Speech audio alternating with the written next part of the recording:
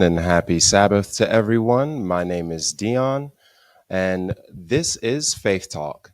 Thank you for tuning in. Thank you for being online watching Faith Talk today.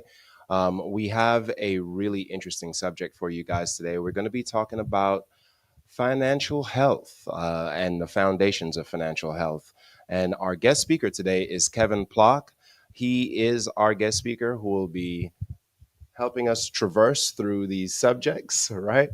And hopefully, we can help you guys find a way of being more financially sound as well as more successful with your finance. So, I want to introduce this man because I've known him for a while, but I didn't know he was this.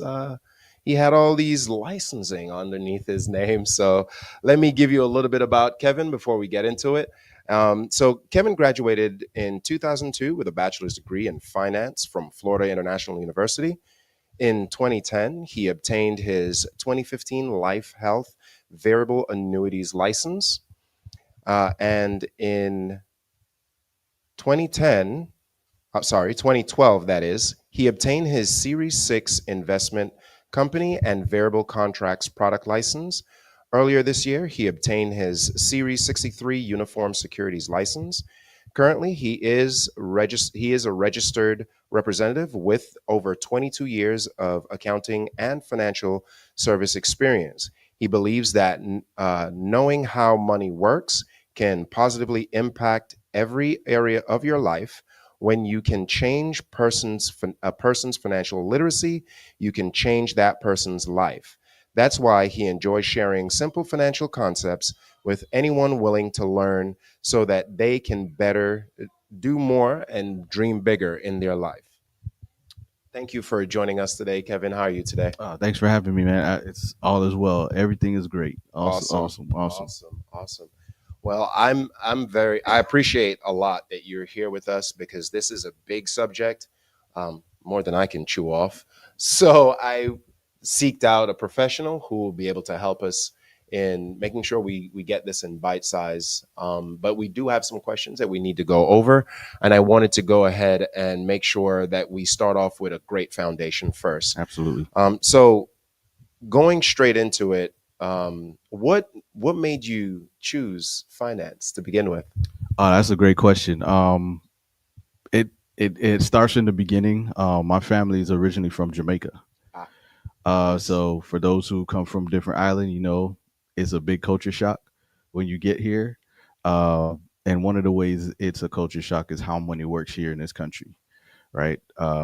And not only that, my parents got here and they had a big family, Mm, 4 boys and 1 girl. yeah. So trying to navigate this country with a family, you could tell there's a lot of hand me downs going on. Oh, of course. We had the best upbringing, don't get me wrong at all. But as we got older, we got to see that we're not taking the family vacations that all the other kids are taking. Hmm. So um, I started to get an understanding that money plays a huge role in the success of life. Absolutely. So as I thought of a career choice, I said, what area highlights that? So that's why I went into school for. That's why I went to school for finance to really understand that. My original track was accounting. I thought that was the way to go to understand money, but it clearly was not, Okay. because when I got there, you're learning how to crunch numbers, Mm, but not really understanding how it works. gotcha. Got introduced to the financial service industry in about 2008, and fell in love with it because it actually changed my life. I actually got to see how money works, and I've been doing that ever since. Awesome. Awesome. Yeah, I think like many of us who are immigrants to this country, and such a dirty word, immigrants. Um, Most of us who come to this country in hopes of getting a better life for ourselves, a lot of times you don't know what type of system you're actually coming Right, into, right, right? right. It's a whole different system from what you're used to. And so there's different ways to navigate that system, and if you don't have the at least the basics, it can turn out pretty bad for anyone. And that was a challenge Mhm. because with the with the companies that are out there, Mhm. they don't necessarily go to the communities that look like us to educate us on how Absolutely. finances work. That was one of the drivers for me as well, going Hmm. to school to learn it, because I didn't see people that look like me going out there educating families like mine Right. understand something that's critical to the success of your life. Right. So representation is definitely important, right? Because if you don't see anyone that looks like you doing it, then how would you ever believe that you can do it yourself? Right. Right. So absolutely. I you hit the nail on the head on that one. There's a lot of different things that I can say on that topic alone, but it's not that type of show. Sure, you So, sure? man, let me tell you, it'll swing. It'll swing from one way to the other. I know for a fact that that's a big topic because honestly, I when I got into the military, I decided to be an engineer aide, which is just what it means is that I'm aiding the engineers in executing the plans that they have for the construction battalion. So, as an engineer aide, when I arrived at my training station, the gentleman who picked me up from the airport says, "What is your rate?" And our rate is basically what our job is. And I said, "I'm an engineer aide." He looked at me. He said, "Are you sure? You sure you're not an Mm, equipment operator?" And I mm, said, "No, I think I can read pretty good. On my papers, it says engineer aide." absolutely. And so, but that's how it is. If you've never seen someone doing it before, right? You never seen a financial professional of your cultural background, Right. you may think that it's impossible. So yeah, you hit it on the head right there. So I wanted to get into the first question that we have. The first question I have is, how does the concept of stewardship, as it's outlined in Scripture, like the parable of the talents, how does that shape a Christian's approach to managing finances? So when I saw that question, I immediately wanted to do a quick definition of Mm, what steward really means. okay. And according to Google, it says steward means to act as a responsible manager or caretaker of something, often something entrusted to one's care. I was honored and privileged to work with Pastor David Long Okay. alongside him a year ago, and we did a joint financial education literacy for a church in Jacksonville. And he was giving a talk on having an abundant life, Okay. and he talked about the 10 financial mistakes that we make. Ooh. And Yeah. the first one was ignoring God's ownership. Mm, So we don't own anything. If we're believers, yes. the first concept that we have to get to is the fact that we don't own anything. We're just caretakers or managers of it. Absolutely. The reason why that's important is that because if if if uh if I, if I own something, I can treat it one way. But if you place something in my possession and say, Mm, "Please take care of it for me," and I value you as a friend, right. it I'm going to take extra special care of it. Mm, The challenge that we have with finances hmm. is we take ownership of it. Got you. When if we come from the platform of whatever we attain, whatever we own, whatever we attain, whatever we gain, Hmm. it's we're stewarding, we're managing it, we're taking care of it, but we don't own it. So if we Mm, take that platform from the very beginning, it will help shape how we treat money, how we treat finances. Does absolutely. that make sense? That definitely.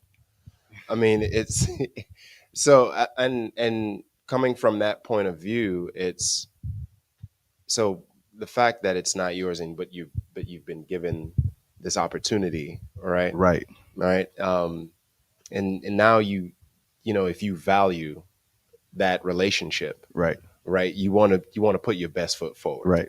So I mean, in and it's so crazy because someone said to me, none of this is mine. Mm, It's I'm just it's been given to me, and I'm just here taking care of it, right? And I won't mention who that person is. They know who they are, and and it's funny that it would just fit right into this right. right into this show currently, because it was something that was said in just in passing. Mm, It wasn't like a long drawn out conversation. right. Wasn't a very a very in depth conversation. It was said, and that was it. And so the fact that you said something that actually brought that back up to me, I'm like, man, okay, so all right, I'm listening, Lord, right?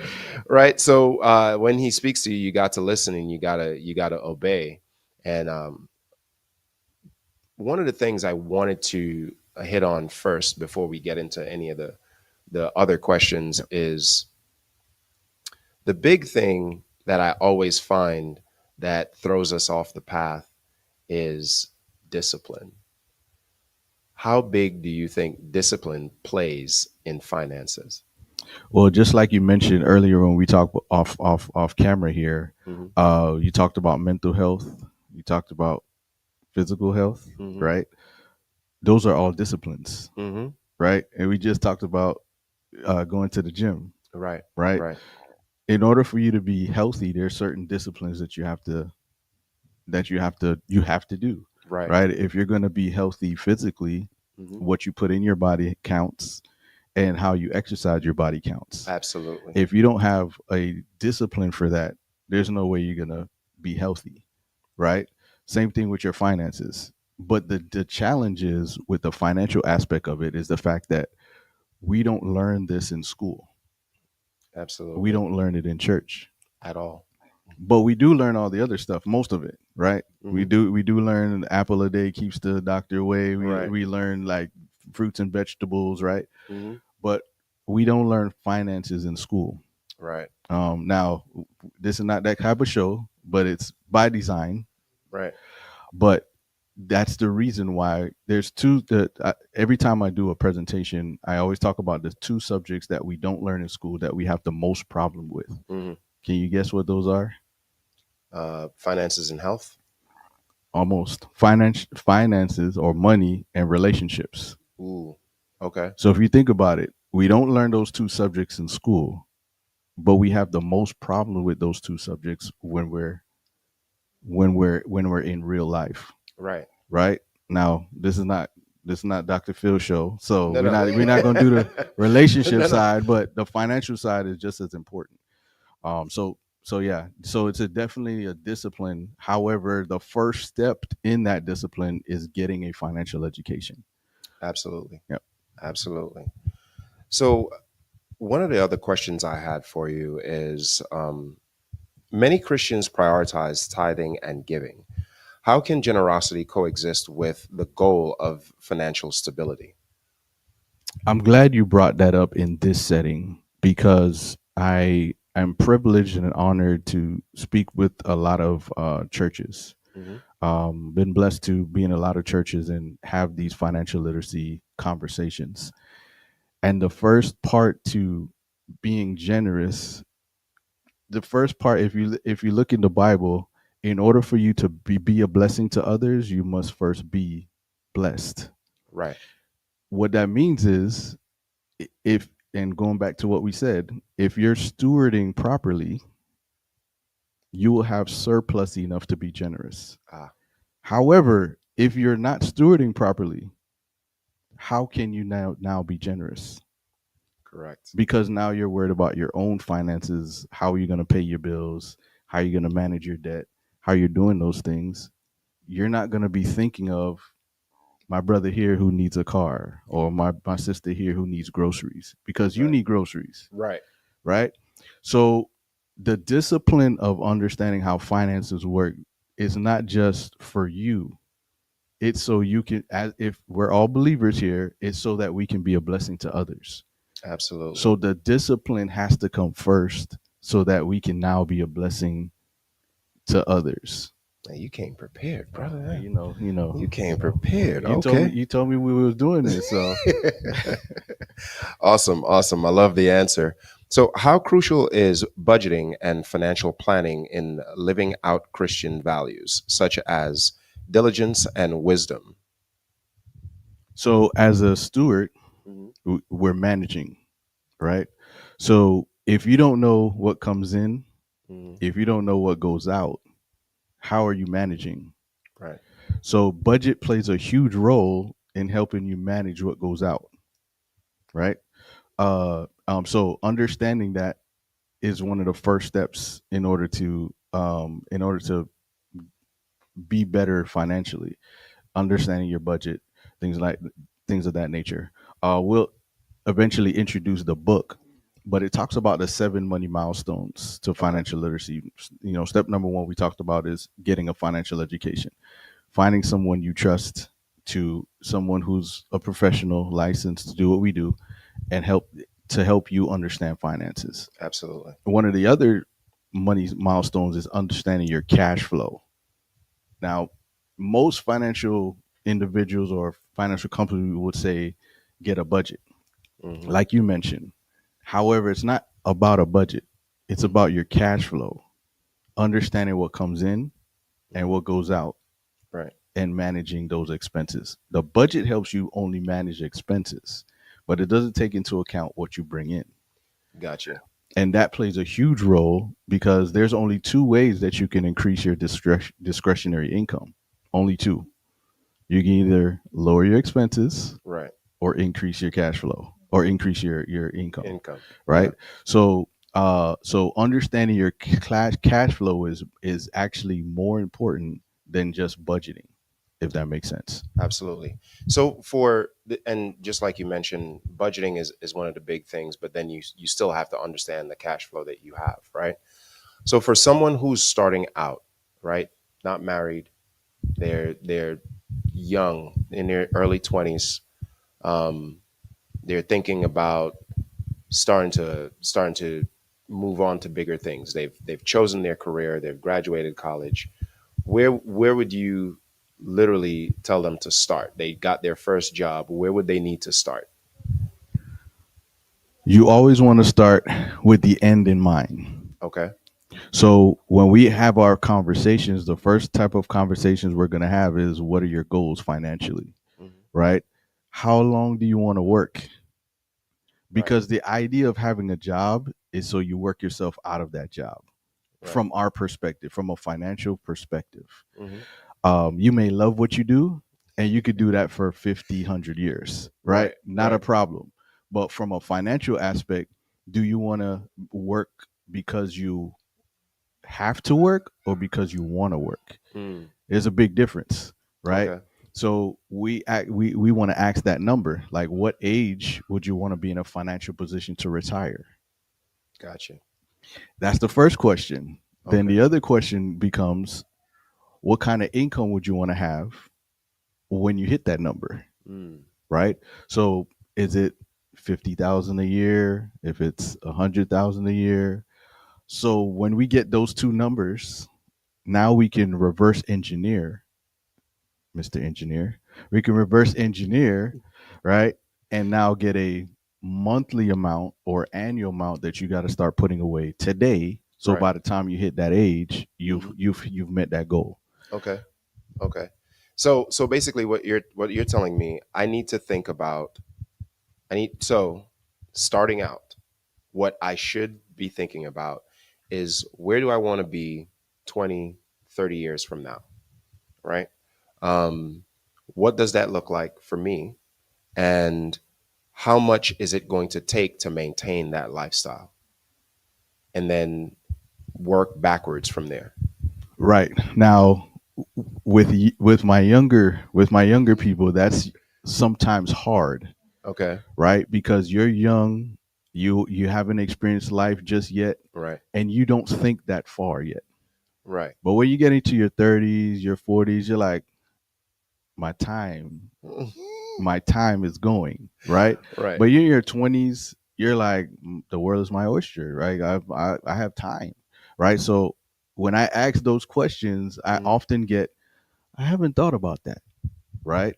So understanding what that is, uh, and being able to adjust and show them, hey, you have to start thinking of this now so mm. you can get to a level later is important.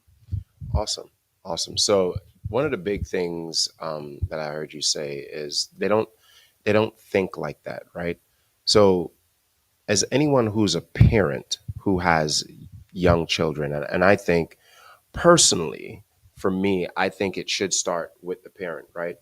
Um, if they have healthy financial habits, then they can pass on that healthy financial habit and give them a leg up, right? So as a parent, knowing that they're not going to think that way, what would you say a parent should do in terms of preparing their child so that when they do graduate college, they're looking at it from that perspective?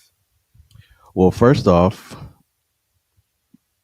in order for you to give something, you have to know it yourself. Right. So you have to have a level of financial education before you can share that with your children, Hmm. right? So if you don't have that, gain that first, Okay. because that's going to be your platform. And when you talk about generational wealth, that only happens because there has been a lineage of education being passed down from one generation. It's not the resources that gets passed down, it's the know-how and the information that gets passed down Got you. from generation to generation, because it's not just about what you have. How do you keep it? Right. How do you grow it? Absolutely. How does it then transfer from one generation? All of those parts are pieces to the puzzle of generational wealth. And I'll tell you, from my own experience, sometimes that information is in a lockbox. And a lot of times the reason why that is Mhm. because there's a lack of education there. Right. There's a lack of there's and once you have that lack of education, there's almost that shame, Mm. right, of not doing what you thought you were going to do for your children, Yeah. right? So then it becomes, man, I don't want to share my baggage, or I don't want to share the bad stuff that happened, or I don't want to, right? So Right. then you start to, you don't show them what the bills look like, Hmm. right? Because you don't want them to you don't want them to see the fact that you sometimes have struggles even paying those bills, Right. Right. right? Whereas if you expose that to them early, Hmm. they gain an understanding of how hard this dollar is to make, Right. right? And they value the dollar more. Right. I don't have a problem sharing my kids how much things cost. Like my son one day, he said, "Well, I wanted to get some Kyrie Irvings or one of those basketball shoes." Yeah. I said, "Oh, okay, let's go to the store." So we went to the Nike store, and we went. He found a shoe, Hmm. and then I said, "Okay, look down there. How much does it say?" And his eyes went like this to this, Right. because he started to see how much it cost, Hmm. right? So little things like that help your kids see. It's not about having a scarcity mentality, Hmm. but it's helping them see that there's an awareness of how money actually works. Mm. How do you earn it? How do you spend it? How do you keep it? Things of that nature. And it's in the and I'm going to get back to these questions, Yeah, but yeah, no. every time you say something, it brings up another. So when you speak of value, and you saying you spoke about the value of money, um, what is the most precious thing that a human being can value outside of? I feel like you just threw an alley, and you wanted me to oop that would say time, right? Time. We Right. talk, and in the book it talks about the time value of money, Right. which is why I'm always excited to talk to my young people, Hmm. my younger folks, right? Because what I do know is that they have something that my 40-year-olds, my 50-year-olds, my 60-year-olds don't have, Right. which is time. Hmm. And what you also see by the numbers, this is just math. By the numbers, it will tell you that if a 20-year-old is trying to make $1 million by the time he hits 65, he only has to put away about 150 dollars a month. Mm, But if you go even further down, you go to a 30-year-old or a 40-year-old, you're talking about 700, $1,000, right. right? You go 50, 60, it's even more. So the time is definitely the most precious piece, just like with anything else. It's Mm, the time, right? So when I can imagine if we went backwards okay. and you just graduated, All right? right. And you're sitting down in a chair, and someone of wisdom came and sat with you and said, "Your job right now Mm-hmm. is to make $1 million as quickly as possible. Mm, If you can do that as quickly as possible, you have the rest of your life to do whatever you want to do." mm, How would that have changed the way you spent money, the way you saw money, the way you worked for it? Right? All of those things would have I'm assuming would have changed, yes. right? Obviously. Right? So that's what we get to share with Hmm. our 20-year-olds. Right. If you could have anything you wanted, if and you had all the time, how can we make that happen in the shortest span of time that Right. you have? Right. Man, I would have looked at you and said, "Challenge accepted." that's Absolutely. that was going to be my first response to you saying, "Hey, this is what you got to do. What you're willing to do for it." Absolutely. Challenge accepted. So, going back to you know debt and the ethical considerations around that, the Bible warns against debt. Right, Proverbs 22:7. It says, "What's your view on debt management for believers? And is being debt free a biblical imperative?"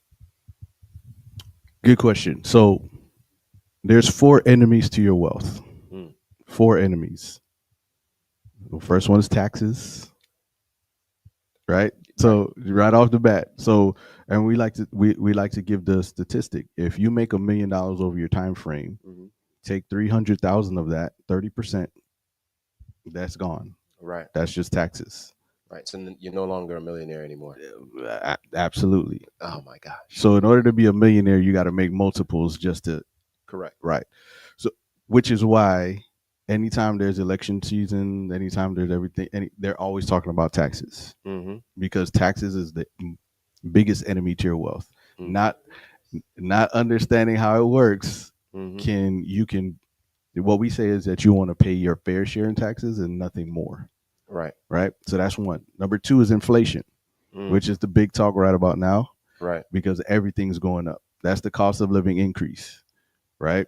Understanding that. Absolutely. The third is debt, not understanding debt, not understanding if you have manageable debt or if you have debt that's not manageable for you anymore, Right. right? And then the last one, we just talked about it, procrastination, Mm, enemy to your wealth. So going back to your question about debt, however, understanding what you have as debt, it most people go into debt because of the cash flow problem, mm, okay. right? If you can't manage your expenses, or if your expenses are higher than your income, Right. where do most people turn for that? A credit card, right? Loans, Right. right? And creditors love that, Mm. right? Keep you perpetually in debt. The average interest rate on a credit card is over 22%. Think That's about that. that's crazy. So every dollar you spend, about $22 is what they're gonna get back from you. And what you have to understand about debt, bad debt, however, is that money does not come back to you. Mm, So understanding that there are good debt and bad debt. mm-hmm. Bad debt is any debt that will not come back to you. So when you pay it off, is any of that cash coming back to you? No. Right? So credit cards, depreciating assets, Mm-hmm. the good debts are debts that put money back into you. Got you. Property, real estate, things of that nature. So understanding under having an understanding of what debt is Hmm. and whether you have debt or bad debt really helps you see. And a lot of times debt is created because we are seeing an image that we want to have. And trying to consume for that. Exactly. Yeah. Instead of taking smaller steps to Hmm. achieve what that goal is, Hmm. we try to take the shortcut, instant gratification. Yep. Right. Trying to live up to a standard or an imaginary family that doesn't exist, right? We call them the Joneses, right? Right. Right. They don't exist. Doggone Joneses, I tell And you. the reason why I can tell you that is because I sit down with all walks of life, Mm. doctors, lawyers, teachers, and what we realize is that everybody has the same struggle. Mm. They're just some people's struggle just looks a little better, but it's the same struggle because of that lack of education. It doesn't matter how much money you make. Right. If you don't understand finances, you're still going to struggle. Right. So sum it up real quick in terms of starting out, right? At any age range. So we're talking about end goal, right? What is your end goal? What do you feel that your life should look like when you decide that this working thing is no longer something that you want to do, unless you just love what you do and you're going to do it forever. Um, that might be amazing for some people. For some people, they're in a different situation where that's not practical, right? You can't. I don't see you working construction at 87 trying to be on somebody's roof, right? Right. So what's the foundation they should lay for themselves when it comes to that vision? How do they start? So what I like to say is that everybody, every family, every individual should have a team around them. Okay. You're into sports. Yes. Whenever there's contract negotiations, they'll say my team is going to consult with their team and we'll come up with a solution. Right. What a team helps you do is helps you make good decisions along the way through your life. Mm.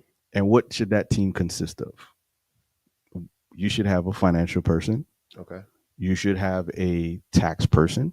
Okay. You should have a legal person. All right. You should have a mortgage or real estate person. Got it. And for this setting, Mm-hmm. you should have a spiritual person. Mm. Why are those key points, why are those key people important? They if you take all of those, they formulate a decision that you'll make, a major decision in your life at some point. Finances, of course, Right. right? Taxes, of course. Right. Real estate, of course. What is most people's American dream? Owning a home. Owning a home, Right. right? What that team helps you do is, now, do you have to pay these people or work with these people? No. These could be your circle of friends Right. that you can call on and Mm-hmm. ask them questions, right, along the way.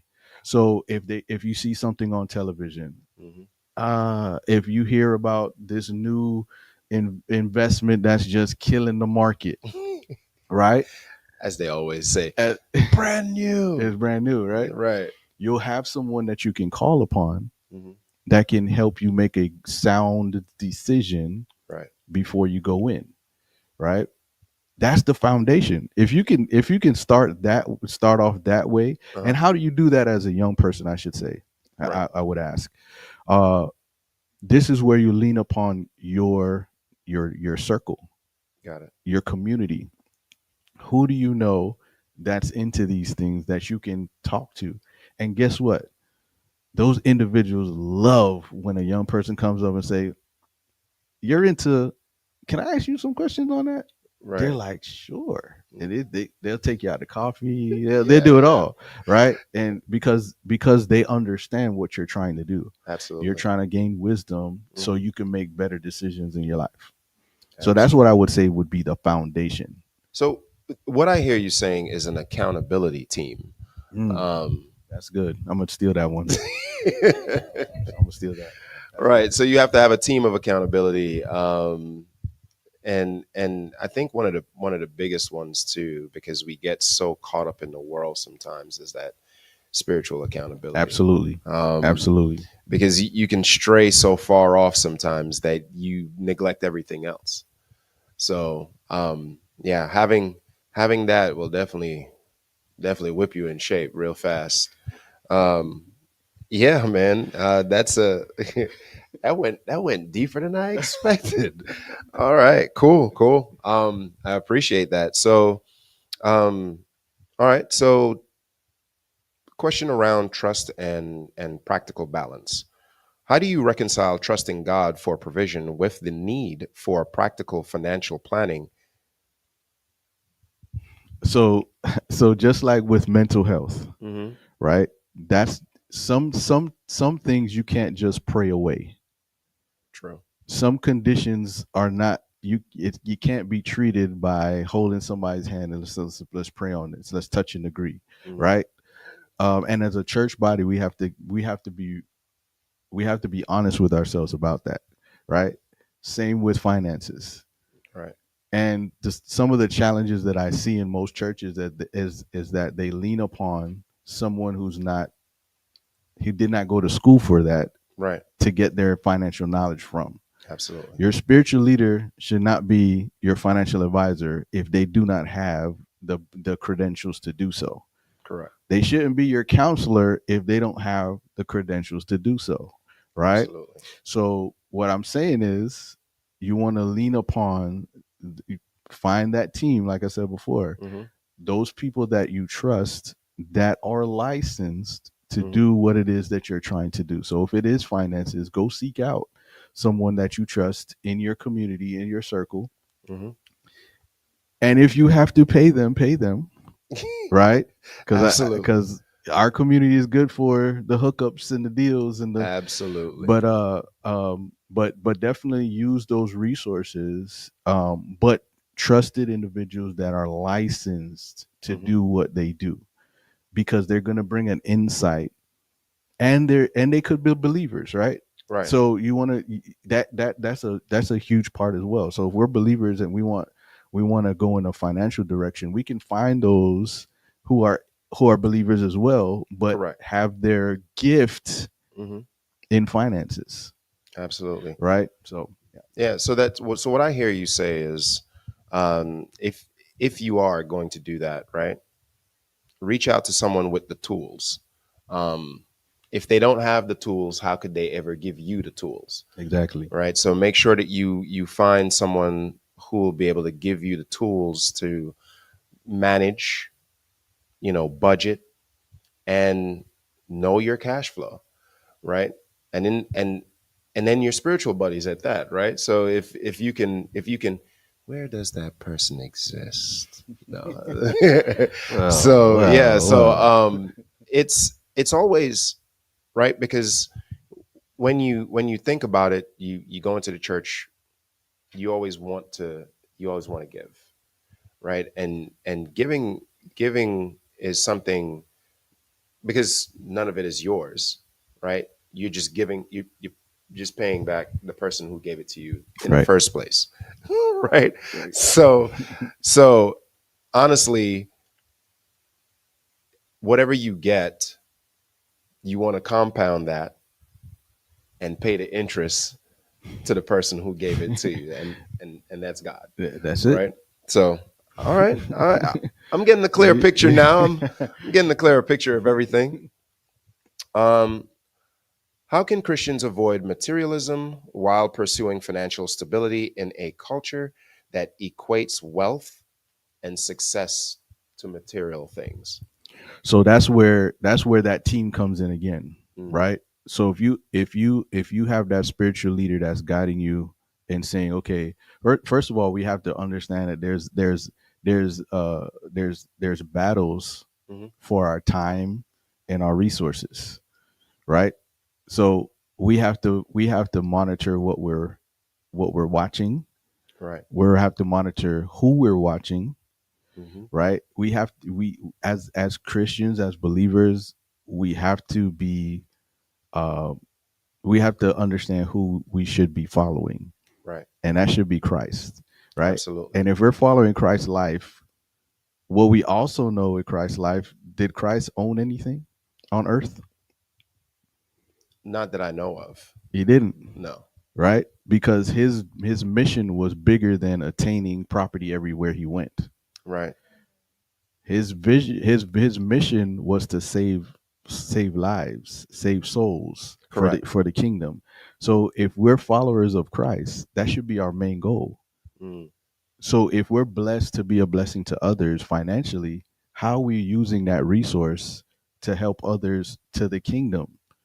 Right? So like I said before, we can't pray all of our problems away.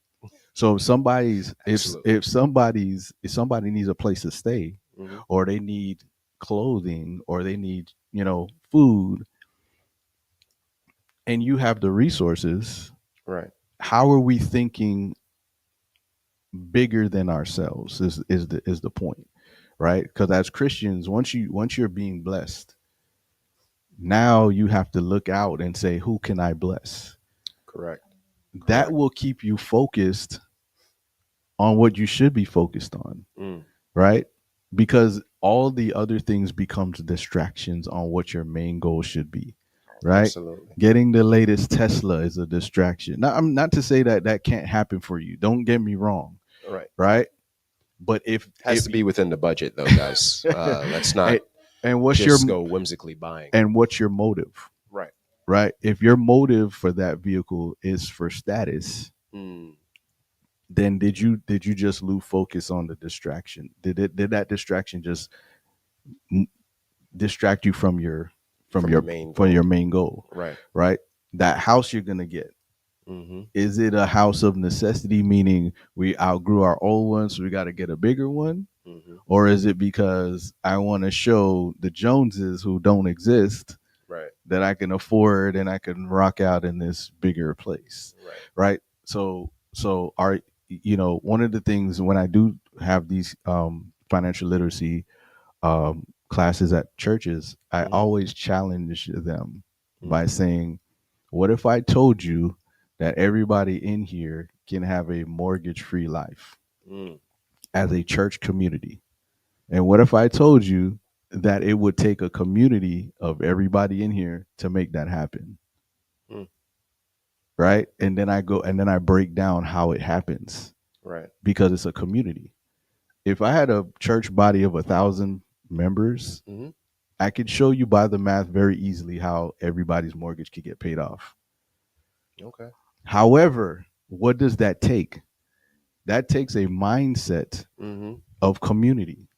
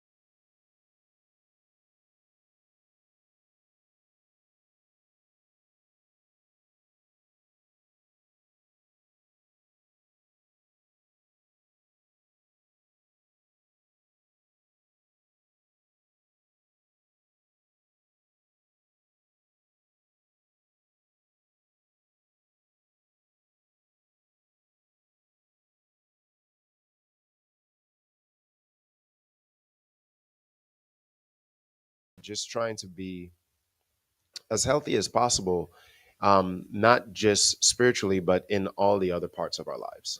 And this is part of the reason why I asked you to come. One of the other questions I had for you was around, um, just when you have your plan and you're in that plan itself, right? What would a second phase of that plan? You have your people, right? You're moving towards that plan. What would a second phase look like in that plan? So whenever you have a strategy, whenever you have a plan, Hmm. right, you always want to check, recheck, Hmm. recheck again. Okay. So when you talk about doing annual reviews, which is what we do, Okay. that helps you to, because things will change. Hmm. Life will happen. You started off single, Hmm. a couple years down the road you're married, Right. a couple years down the road you have kids, Right. right? So with every plan that's put in place, it's not a one size fit all, first of all, Hmm. and it's not a one time fits all as Correct. well, So because they're tailored. tailored. It's tailored for you, Hmm.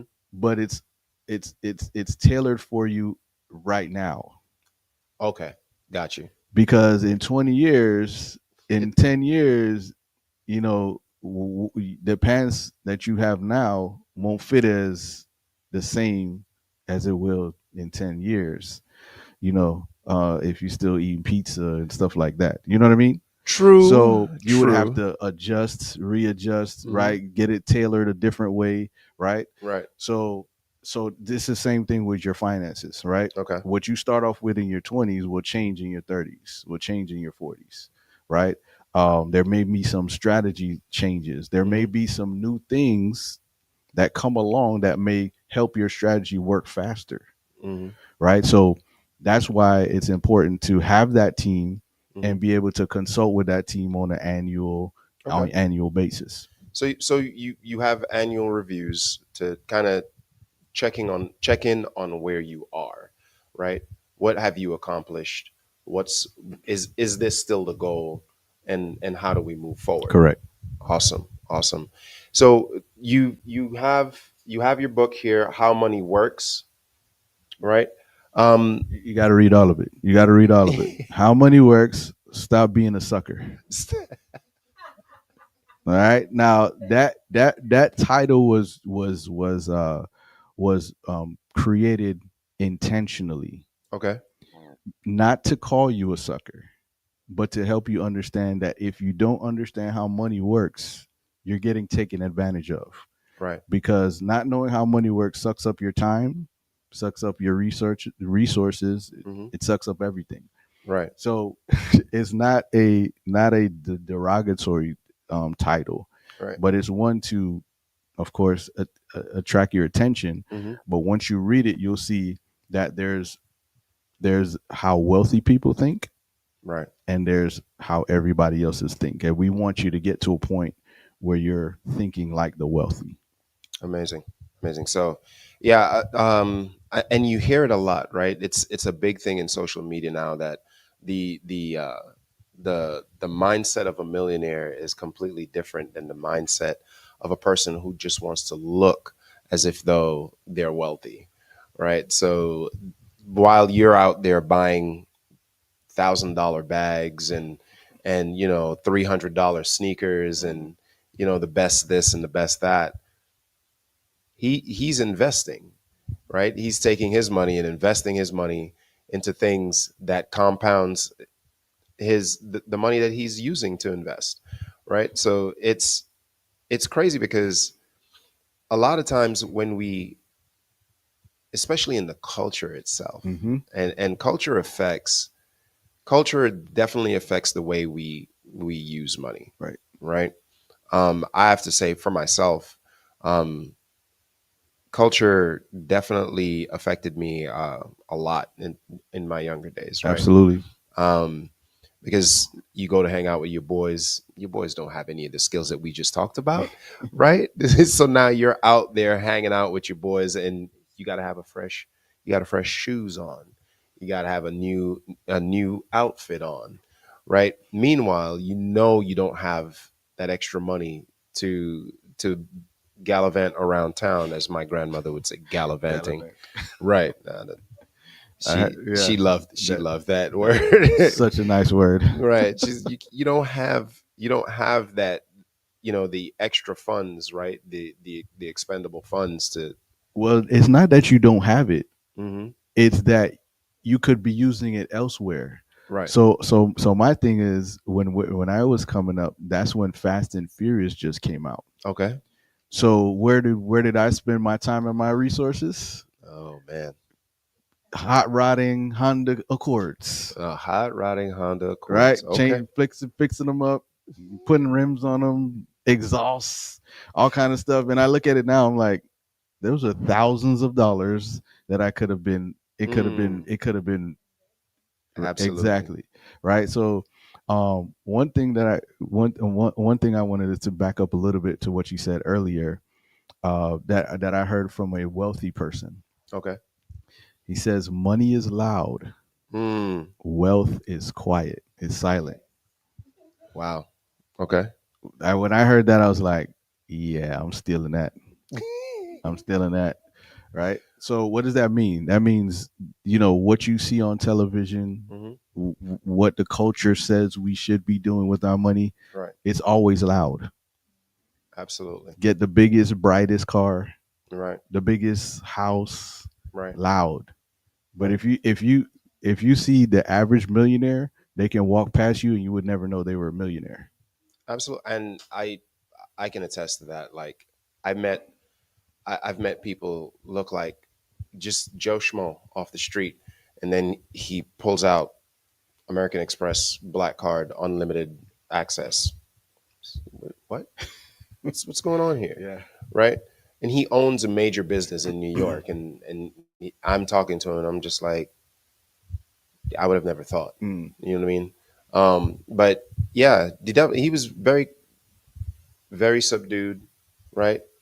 What had on shorts and some old faded T-shirt, Right. but he came in and he actually purchased phones for his entire company Mm. so that they can communicate with each other and be up to date on everything at all times in real time.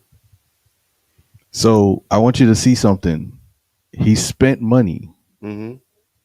but that money was an investment, Hmm. right? Because he knows business. Right. So he knows that if I can pay a little, invest a little into these devices, Hmm. it's gonna my whole staff is gonna be more productive. Right. And when they're more productive, guess what that does to my bottom line? Hmm. Right? So it just shows you once again the difference between spending. Absolutely.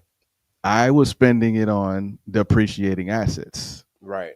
Right. He was spending it on his staff that will create productivity. Just to show you the difference, in mentality there. Absolutely.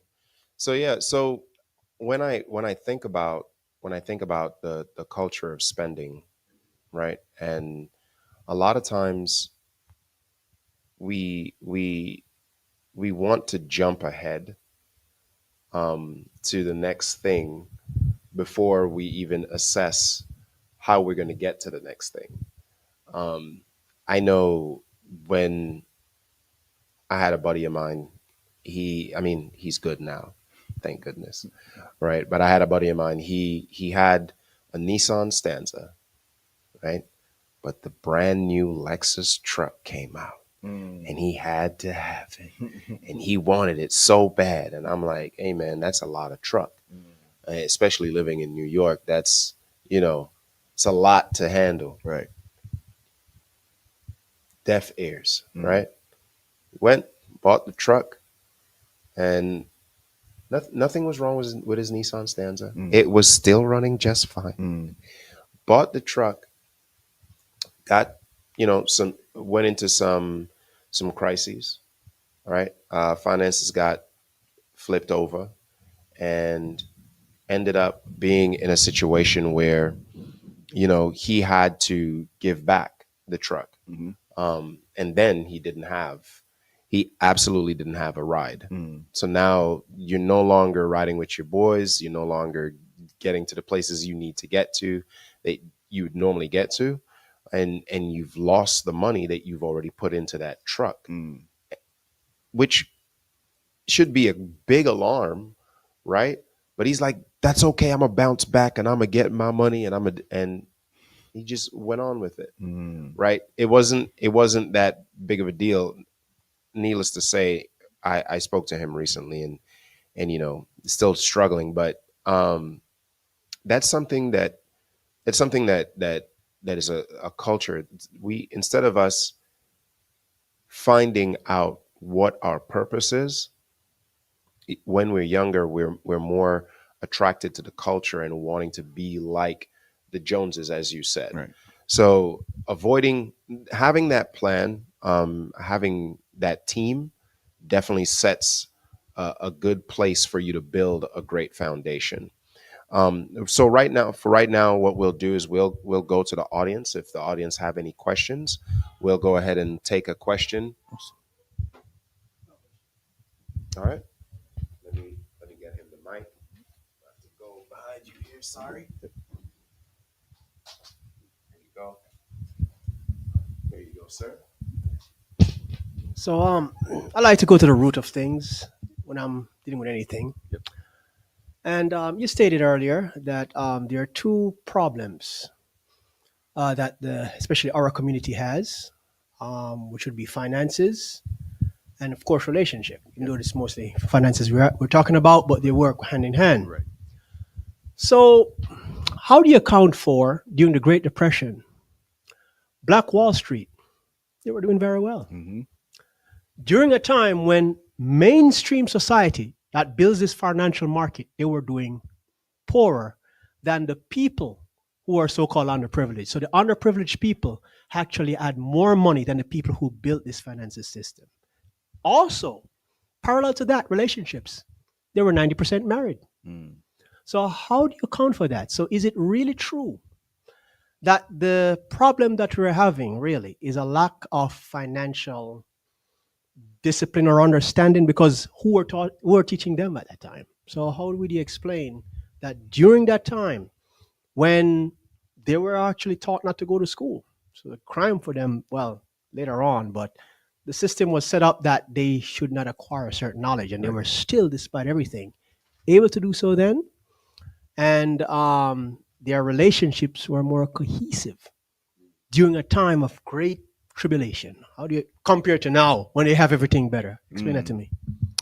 So that's a deep question, and it's funny that you asked that question now because I was just at a conference, and I'm not sure if you guys know who John Hope Bryant is.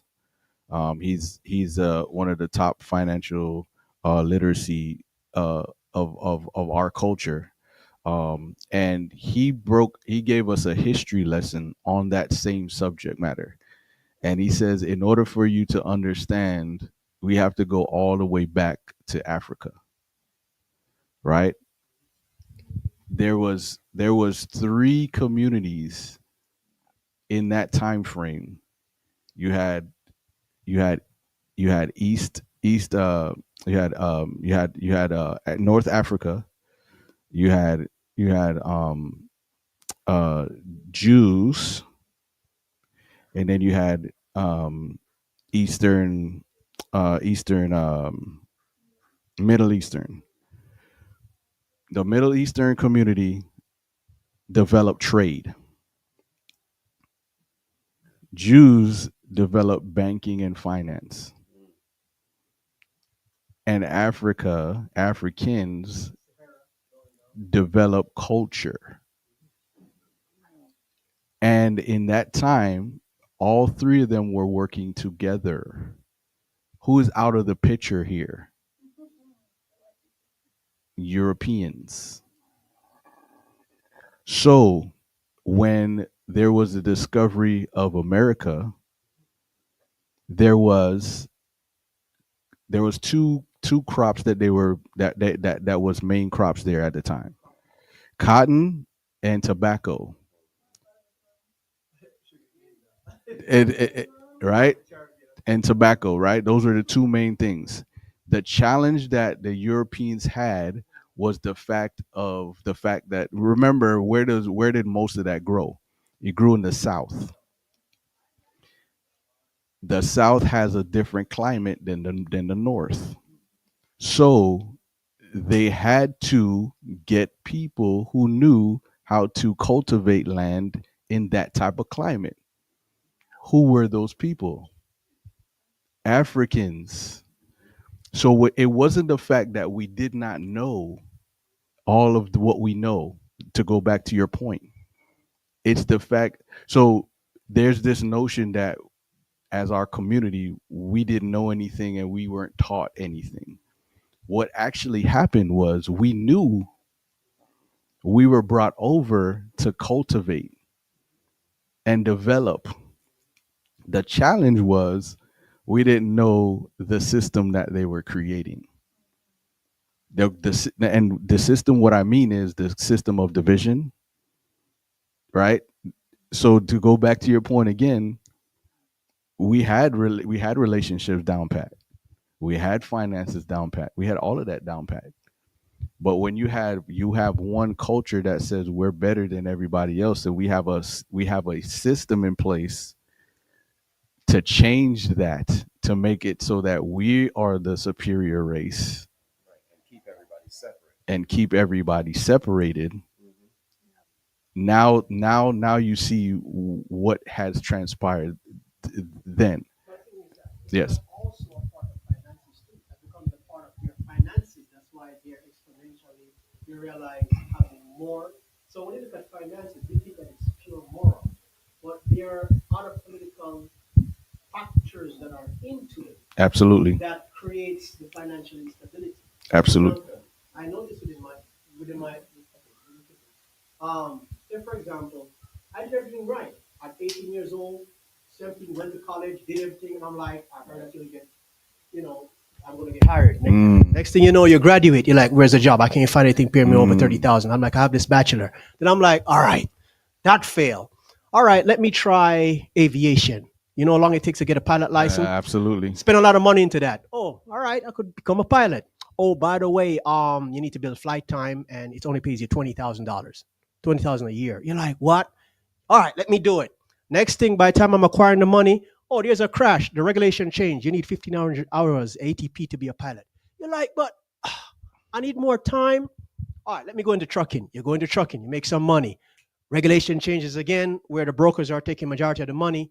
Next thing you know, you're 40 and you're like, I keep chasing, chasing, chasing, doing everything that's correct financially, and you're still coming up short because the political system keeps moving. If I want to go into nursing now, it's no longer a 2 year program, it's a 4 year. But 4 years used to be a nursing administrator. Nope, that's just be a regular nurse now. What I'm saying is that a lot of us finance ourselves. It's not because we're not financially astute, Hmm. is that the political system surrounding it, every time you find a way that, okay, this is the goalpost, I'm going to make it here, it keeps shifting. Right. And then we're wondering, why am Now, I in this situation? and which is all facts. However, the caveat to that is, if we know it's happening, what do we do about it? And the point that I made earlier was the fact that if we work together as a community, because if I own a hospital,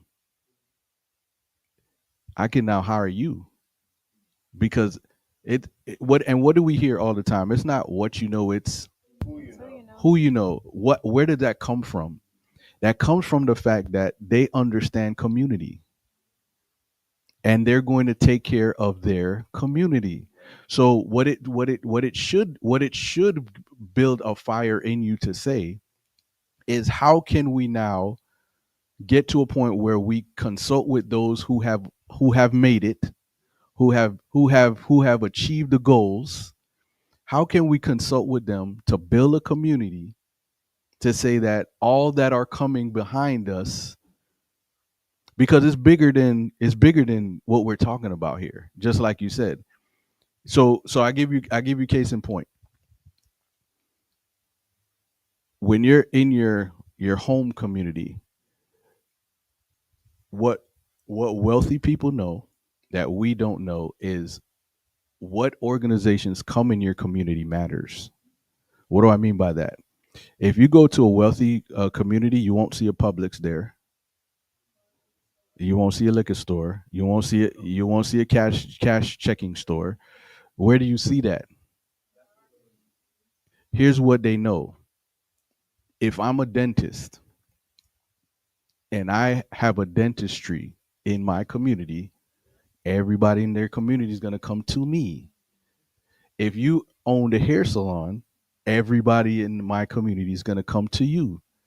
But if I have big Walmart come in, Walmart is going to take, even though they say they're going to hire in my community, the dollar doesn't stay in the community because it goes to the bigger Walmart conglomerate. So if you don't understand economics and how it works in your community, which all comes back to the dollar anyway. In the Jewish community, the dollar changes hand about 9 times before it goes out. The Asian community, about 7 times. Our community, right? So it's in addition to understanding how money works, we also got to understand how the game is played, and then we put people in place. You know how we talked about the Twin Towers. We talked about that earlier off camera. You know how that happened. You know how it was strategically done. No, I'm saying the plan for it to happen. So they had students go to the U.S. Flight school. No, not hit the target. I'm saying to learn. To learn. I'm saying it. What I'm saying is it, what what I'm saying is we have to really take a inventory of what we're watching, what we're seeing. If did you know that say TikTok? Did you know that where it's been created, where they don't promote, they only promote education, positivity where it's been created, China. Here you can promote whatever you want, but they lower the algorithms for positivity, upliftment. They promote everything else. Why am I saying all of this? All of it plays. That's the relationship part. So if I'm worried about who cheated on who's married to who, how many kids you got, what $1 million deal record deal you making, what athlete just had their contract renewed. If you're focused on that and not focused on, hey, how can we collaborate on a business structure, on a joint venture, then that's where we have the issue. But it's by design, is what I'm trying to say. Just like you mentioned, it's by design. Leaders, even the church, they're not budging when it comes to this. And if you address to these pastors and you go to the meat and potatoes of it, you realize that they are down with the design as well. And that's why I keep And that's a saying, big problem because if you really talk like this to them, they're going to turn a deaf ears. They don't want to hear you. So I dealt with these things. I'm a very logical person. And I realized that once you start to go to the people that can actually do things, you got lots of doctors and lots of lawyers in the church. Go talk to these attorneys and see how they walk. You're like, you walk, they act just like the powers that be when you talk to some of them. You look at them and you're laughing at them. They have some level of influence, but they are not themselves the authoritative figures to make those decisions. We live in a capitalist society controlled by our government, mainly our local government. A lot of us are also ignorant on how the political process works, especially on the local level, and that's where the most effective change is made. So we are fighting two battles, and then we're fighting each other. So it. I hear what you're saying, and I agree to an extent, but it's not all on our pastors. And then some of the pastors do know, and they do want to make change, and some of them have, for lack of better terms, they have strongholds, they have restrictions, they're not able to move as freely as they would like to, unfortunately. But I mean, even looking at it on a spiritual level, like this is spiritual warfare. You know, we're all believers in this room, right? We all know about the spiritual realm. Like these things have been done to us intentionally. You know, by people, by humans, you know, here in this realm, but also look at what Satan is doing behind the scenes. Like the whole thing of divide and conquer is rooted back to him. You know, the whole thing of evil and good, right? So it's like this evil was came to us at the hands of the one who wants to destroy all of humanity who believes in Jesus. You know, that's ultimately what it boils down to. Well, accept that. There's a man called Marcus Garvey. Hmm. He's not educated by any major, he was self taught. He came to the United States and he showed them economics here. He was the one who started Black Newspaper Company. He was the one who actually not only was he able to create a financial structure, a military structure, a militia, fought against the Ku Klux Klan to the point where the Grand Dragon had to meet with a Negro and talk to him, and they couldn't kill him. He was deported back to Jamaica. If Marcus Garvey can amass so much people, Black Americans, and create a powerful system, and guess who sabotaged it? So if he could have done it and he didn't do it in the name of Jesus or Muslim or Allah, Islam, he didn't use any form of religion, and he was able to do that. It is not acceptable to say they can't do the same thing today. When it comes to military situation, look what's happening with this guy called Abraham Traore over there in Africa, in I think Mali or Burkina Faso, I think Mali, right? Burkina Faso. He's able kick out the president that's there with the French doing all kind of foolishness, and that country makes a 180-degree turn in terms of its development, selling uranium to France and so forth. He's able to cut the nonsense right away. You're Jamaican. Michael Manley tell them long time about this, about economic development, about going back to your coal path, self-reliance. He was the one who created CARICOM. And he preached day and night about this, which is happening to us now. Now they got a trade problem with America where the Caribbean use the Cuban doctors, they're gonna take away their visa. But he talked about self-reliance long time ago before America started to push this kind of game on us. The bottom line is that So the bottom line, yes, I just want to clarify. It's not impossible. On a natural level, we see that it's possible. I'm not saying that we can't come together. The solution, as the gentleman said, is community. I'm just saying that we are fighting two battles. And on a spiritual level, all things are possible. We have Jesus, we have Christ, you know, so it's definitely possible. But I do have another question. I'll give it back to you. not a problem. Not a problem. All right. Well, thank you for that invigorating conversation. I didn't think it was going to become historical as such. However, history does have its own footprint in the sand, right? And we can't just overlook history, but what we can do is try to start anew, right? You have to make a stand. You can't If you have the victim mindset, you will always stay in the same place. And you have to start working with others. Otherwise, you're going to get left behind and everybody will leave you.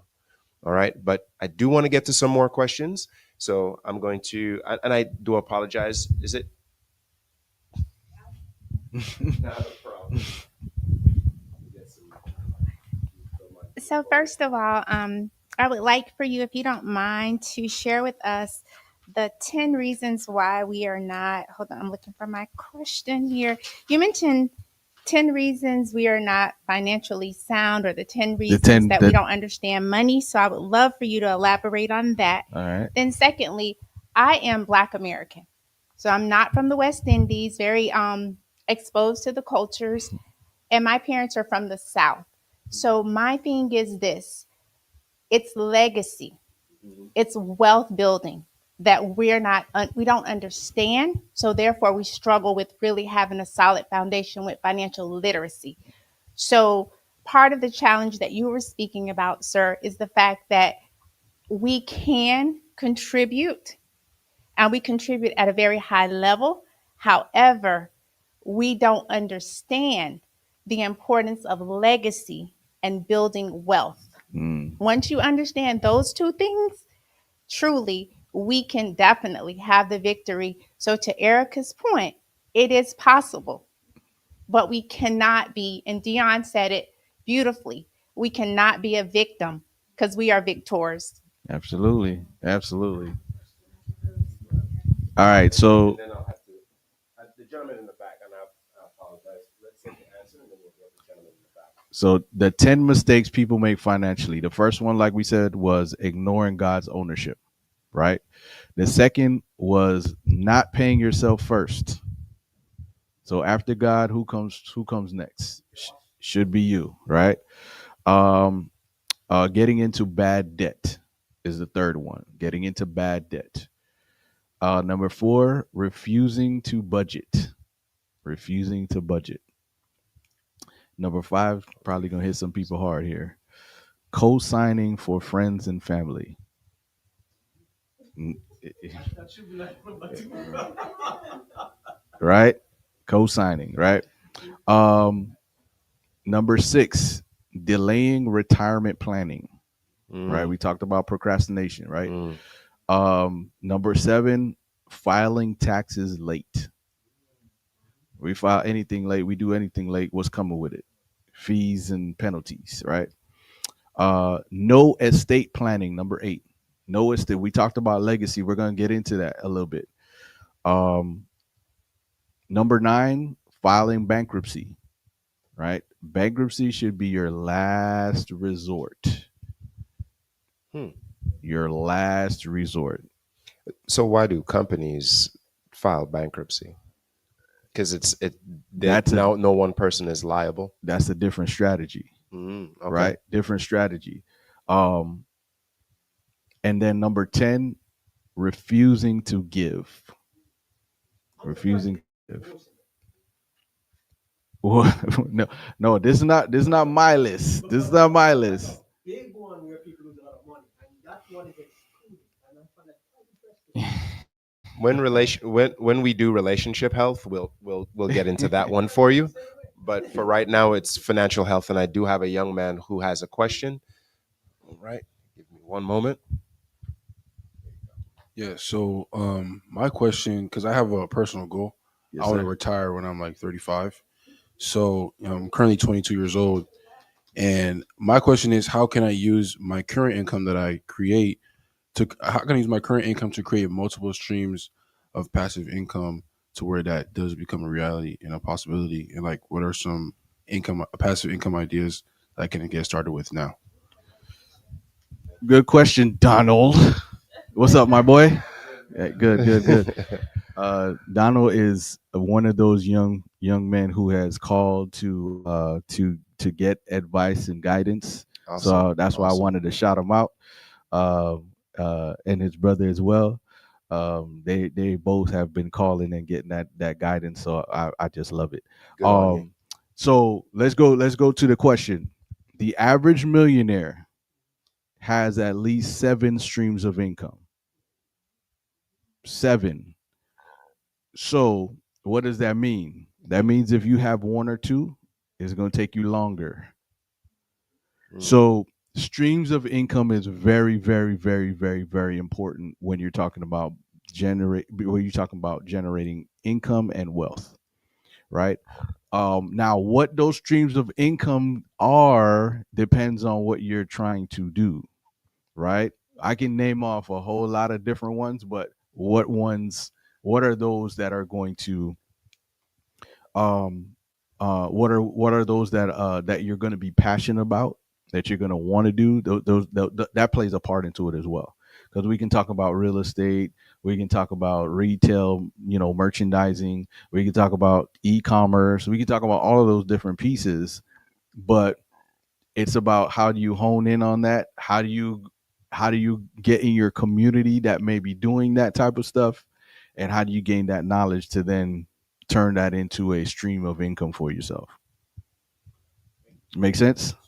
awesome, awesome. Piggyback off of that. So when you said about being passionate, um, when you were kind of giving guidelines for the types of streams of income, do you have to have things that correlate with each other? Would it be easier if you did it that way, or I don't know Sure. if I'm asking my question correctly. No, no, sure, sure. So first of all, let me change what I said for the purposes of this community here. What you're passionate about, let's change that to gifts. Okay. What has God gifted you to do and do well? And how can you transition that monetarily? And the reason why I changed it is because that's one apprehension that our community has quite a bit. Whereas do I charge for my gift? Right? Do I make this a stream of income? So I sing very well and I go to different churches and they ask me to sing. Should I now be Charging those different churches. asking for a gift for that? Right? Now, if you're just doing that just because you love to sing, great. But if you're saying I want to be an artist, that has to change. Does that make Yeah. sense? Yeah, it does. Right? So one of the things that um a conversation that I had with a retiree, she was looking for additional streams of income in retirement. The question I had for her was, what did you do in your working years? She was a nurse. So I said, what if you developed a business where you're teaching or you're giving valuable tips on how you could be an effective nurse? Monetizing your knowledge. So I'm all about that. Mm-hmm. Kind of know a little bit about that. I'm entrepreneurial. I know a little bit about finances, as you probably already gathered. Uh-huh. So I guess my question was, do they have to all correlate? So if that is my primary stream as a retired nurse is education, educating, am I diversifying into 7 streams by breaking down that one thing? For example, I'm going to sell ebooks. I'm going to create an online group. I'm going to like, is that how we're breaking down the 7 streams, or are they going to be 7 individual streams? Is what I'm trying to Good ask. question. Yeah. So it could be a combination, right? So you can look at that, like you said, if I have merchandise, right? If I have a course, Mm-hmm. right? If I have A community, online speaking community. Yes, speaking engagements, engagements. right? Yes. So those are 3 streams right there, Okay. right? And then, you could be doing something. I do real estate as well, right? So don't be afraid to have a main thing, but do other things, Okay. right? Because I think sometimes we say we may dilute our main thing to say that we're, into real estate as well, or we do investing or things of that nature. But you don't, right? So if you have an expertise in something, that's your expertise, right? But if you also have a passion for real estate, you also have a gift for sales, you have a gift for, you know, um, um, um, apparel, Yeah. right? Like my guy over here. So okay, I have a question because I'm gonna be very very vulnerable because I really need help. So I opened an online store last year, and it has made income now. So I created 2 projects, and I'm currently trying to create my third. I actually spoke to you about it. Yes, sir. So I had foolishly ordered 7 samples, right? Because I was just trying to speed it up because I kind of felt the need to rush, and the sample, all 7 came out terrible. So I was so emotional that all of like the income that I created from my last 2 projects, I just spent it on stupid stuff. So now I currently don't have any of it, right? I still want to put this project out, and I connected with a few people, and I I see the vision. Like I know that my project will not only will have income, but it will impact people my age. So, but the thing is, like I'm realizing now that with my knowledge, I'm going to have to pull out of my emergency savings just to, you know, put out this project. There's another thing too as well. Um, so I had connected with a new manufacturer because the other one was terrible, and I'm in a position where like the sample came out good. Like the new sample I ordered, it came out good, but the bad. Well, I believe something that's bad is that my profit margin from because the manufacturer gets paid from every sale. It's like kind of like drop shipping. It's 25%. So that's very low. So it's like, what do I do now? I don't know what to do. So the first thing I'll say is, what did you learn from initial the initial purchase of your samples? What did you learn from that experience? I learned that with business, patience is very, very important. But what was the practical? What was something practical you learned from that experience? Instead of doing 7 samples, what could you possibly have done different? About one. Okay, and the reason why I wanted to go down that road with you is because it wasn't a foolish failure. Is not foolish. Failures are lessons if you take the time to look at it, because you're in business for yourself, right? You're going to make mistakes. That's If I can guarantee you one thing, I can't even guarantee you making money, but I can guarantee you making mistakes. Mm-hmm. So if we know that the mistakes aren't there as a detractor, it's actually there to help you, because once you make that mistake, you won't make that mistake again. Mm-hmm. Right? So that's the first thing you got to know. Mm-hmm. And understand, as a young person, you've got to control your emotions. Yeah. Right? Yeah. As you seen it, right? Yeah. This is why I said you want to have that team around you, Yeah. as we talked about earlier. Yeah. Because if you have that team around you, you make that decision. You might not make that decision, first of all, but if you do make that decision, you have somebody to call when you're emotional. Mm-hmm. And you can say, "Hey man, I thought this was a dumb mistake," and they can talk you off the ledge. Mm-hmm. So you don't spend your money, so you don't compound the issue, Mm-hmm. if that makes sense. Mm-hmm. Now, so that's the first part. Mm-hmm. Mistakes are blessings. Mm-hmm. Just keep that in mind. Mm-hmm. So going back to your question, as far as what do you do now? Yeah. Try out other manufacturers Mm-hmm. and see what profit margins are Or there. better. Yeah. Right?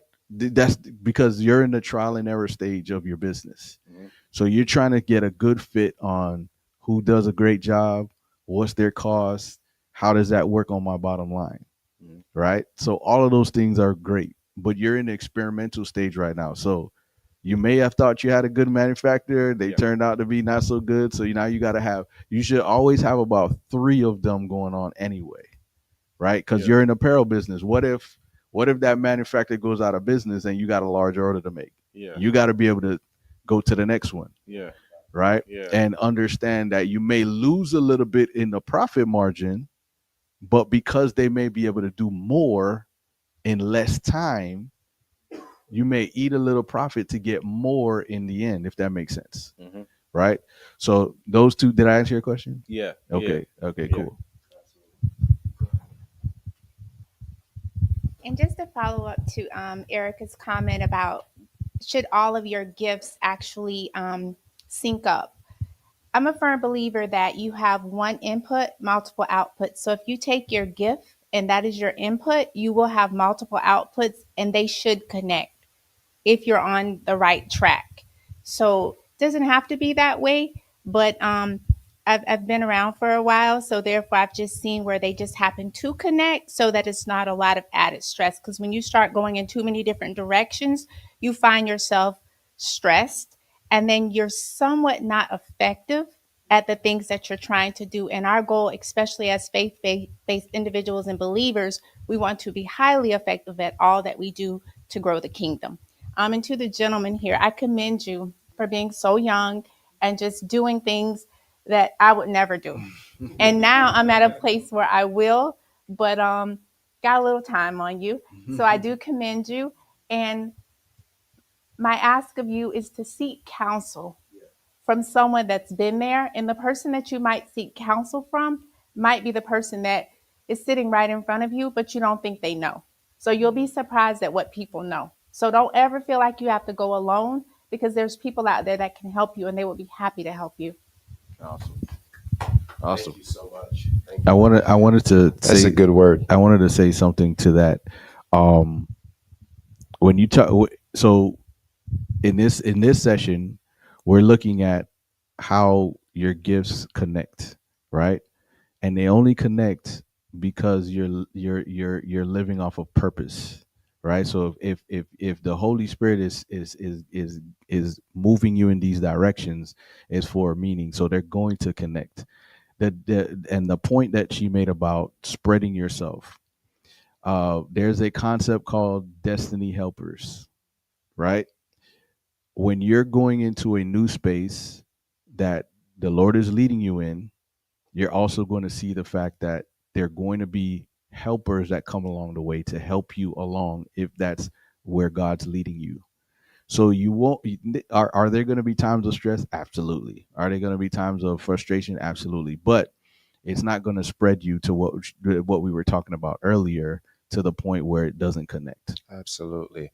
And man, I wish we had more time, but what would be the 5 top things that you would offer to our accountable? Absolutely. Absolutely. And so, 5, our last thing, and then we'll have to roll up out of here. I would say um encourage your and I want to thank you, Dion, for having this. Mhm. Encourage your leadership Mhm. to have these financial literacy classes, because we do classes with this book. It comes with financial literacy classes. Okay.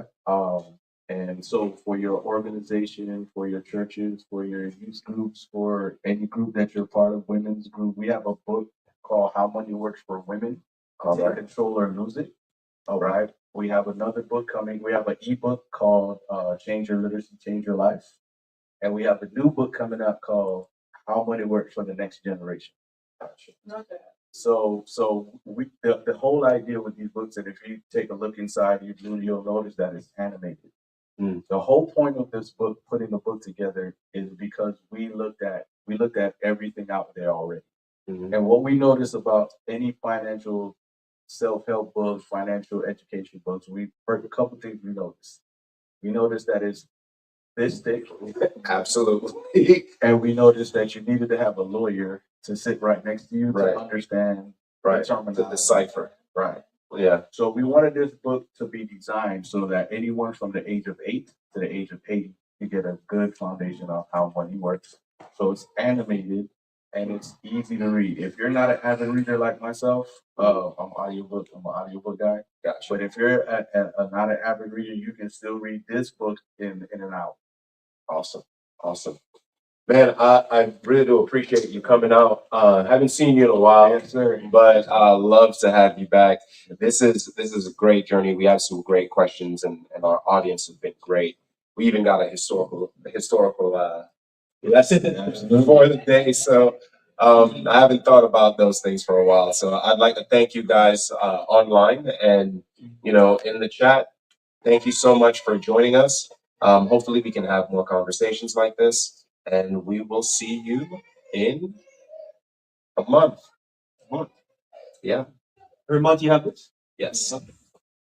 Thank you.